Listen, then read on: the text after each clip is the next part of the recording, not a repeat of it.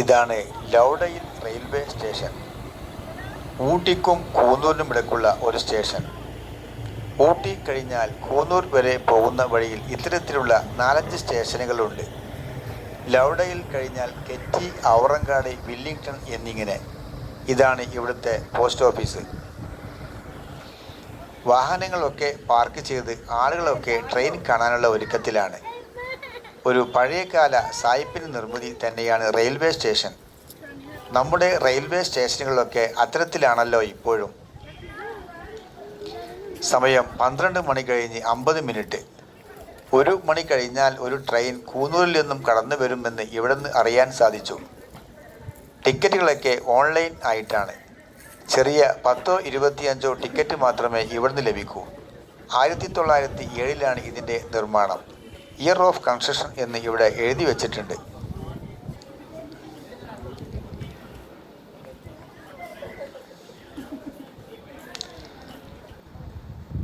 അങ്ങനെ സ്റ്റേഷൻ കാഴ്ചകൾ കണ്ടിരിക്കെ അതാ വരുന്നു ഒരു കൊച്ചു ട്രെയിൻ. എല്ലാവരും നല്ല തിരക്കിലാണ്. ഫോട്ടോ എടുക്കാനും ഷൂട്ട് ചെയ്യാനും ഒക്കെയുള്ള തിരക്കിൽ. ട്രെയിൻ ഒന്നിൽ കൂടുതൽ വന്നാൽ അങ്ങോട്ടോ ഇങ്ങോട്ടോ ഒന്ന് മാറ്റി ഇടാനുള്ള ചെറിയൊരു സംവിധാനമൊക്കെ ഇവിടെയും ഉണ്ട്.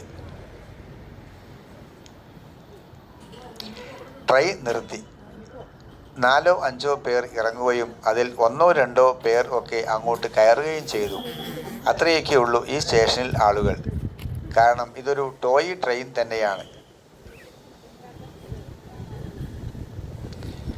അങ്ങനെ ട്രെയിൻ പച്ചക്കൊടി വീശി. ഈ പച്ചക്കൊടി കണ്ടപ്പോൾ എനിക്ക് ഓർമ്മ വരുന്നത് എൻ്റെ 4ാം ക്ലാസ്സിലെ മാഷ് പറഞ്ഞ കഥയാണ്. പച്ചക്കൊടി വീശിയാൽ ട്രെയിൻ പുറപ്പെടും, ചുവന്ന കൊടി വീശിയാൽ ട്രെയിൻ നിൽക്കും എന്നൊക്കെ. ഞാൻ ആ ഓർമ്മയിൽ ട്രെയിൻ നോക്കി അങ്ങനെ നിന്നു.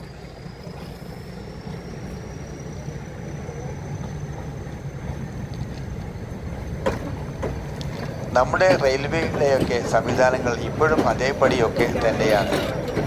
4-5 ബോഗികൾ മാത്രമേ ഈ ട്രെയിനിന് കാണൂ.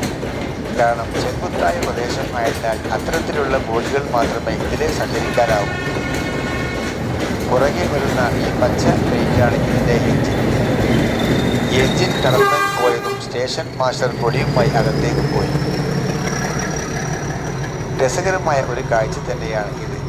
പഴയകാല മലയാള സിനിമയിലൊക്കെ നായകനെ യാത്രയാക്കി നിൽക്കുന്നത് പോലെ ഒരു നിൽപ്പ്.